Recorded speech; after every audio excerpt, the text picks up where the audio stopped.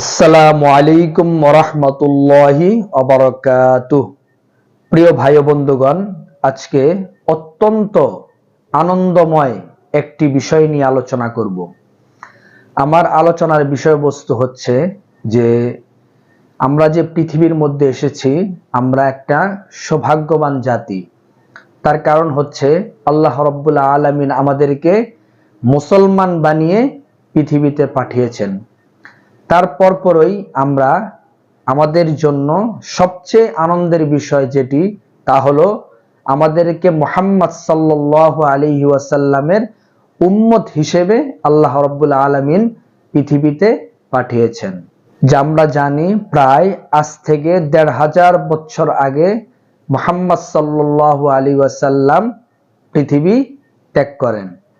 তো আমরা চাইলেই মুহাম্মদ সাল্লাল্লাহু আলাইহি ওয়াসাল্লামকে দেখা সম্ভব নয়, কিন্তু আমরা যদি কিছু আমল করতে পারি, সেক্ষেত্রে স্বপ্ন যুগে আমরা মুহাম্মদ সাল্লাল্লাহু আলাইহি ওয়াসাল্লামকে দেখার সৌভাগ্য অর্জন করতে পারব।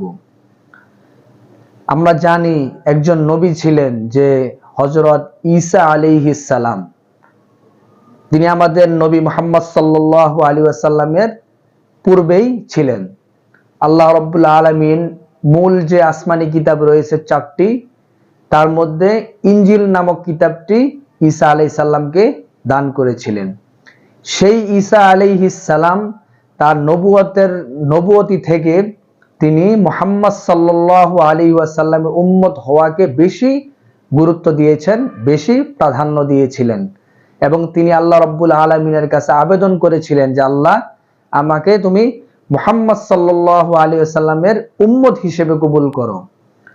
তো সেই হিসেবে আল্লাহ রাব্বুল আলামিন ঈসা আলাইহিস সালামকে আসমানে তুলে নেন এবং তিনি কিয়ামতের পূর্ব মুহূর্তে দুনিয়াতে আসবেন। তবে নবী হিসেবে নয়, তিনি মুহাম্মদ সাল্লাল্লাহু আলাইহি ওয়াসাল্লামের উম্মত হিসেবেই এই পৃথিবীতে আসবেন। তো কি আমল করলে আমরা যেই নবী পেয়েছি, মুহাম্মদ সাল্লাল্লাহু আলাইহি ওয়াসাল্লাম, ওনাকে আমরা স্বপ্নযোগে দেখতে পাবো, তার জন্য আমাদেরকে বেশি বেশি দরুদ সালাম পড়তে হবে, বেশি বেশি।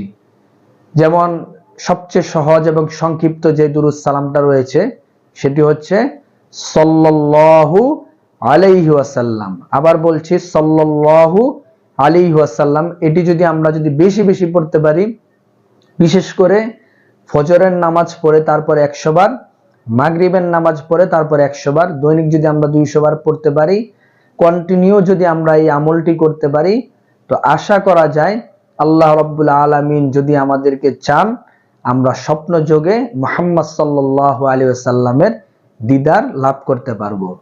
তো এই বিষয়ে আরো সুন্দর সুন্দর তথ্য জানতে চলুন শেখ আহমদুল্লাহ হুজুরের ভিডিও থেকে দেখে আসি। চলুন। নবী করিম সাল্লাল্লাহু আলাইহি সাল্লামকে স্বপ্ন দেখার ব্যাপারে উলামায়ে কেরামের দুইটা ব্যাখ্যা আছে। একটা ব্যাখ্যা হলো, হাদিসে আসছে নবী সাল্লাল্লাহু আলাইহি সাল্লাম বলেছেন, কেউ যদি আমাকে স্বপ্নে দেখে তাহলে সে সঠিক দেখেছে, কারণ শয়তান আমার আকৃতি নকল করতে পারে না। এই হাদিসের একটা ব্যাখ্যা হলো, অনেক উলামায়ে কেরামের ব্যাখ্যা হলো, সাহাবীরা যারা নবী সাল্লাল্লাহু আলাইহি সাল্লামকে চিনতেন, ওনার চেহারা মুখস্থ ছিল, তারা যদি স্বপ্নে দেখে তাহলে তিনি নবী সাল্লাল্লাহু আলাইহি সাল্লামই, শয়তান তার আকৃতি ধারণ করতে পারে না, এটা তাদের কথা। আমরা যারা নবী সাল্লাল্লাহু আলাইহি সাল্লাম কেমন ছিলেন, তার চেহারা রূপ কেমন ছিল আমরা দেখি নাই, তো আমরা যদি স্বপ্ন দেখি সেটা নবী আলাইহিস সালামের চেহারাও হতে পারে, আবার অন্য কাউকে আমার নবী সাল্লাল্লাহু আলাইহি সাল্লাম মনে হতে পারে, সেইটাও হওয়ার সম্ভাবনা আছে। এটা এক শ্রেণীর উলামাদের মত।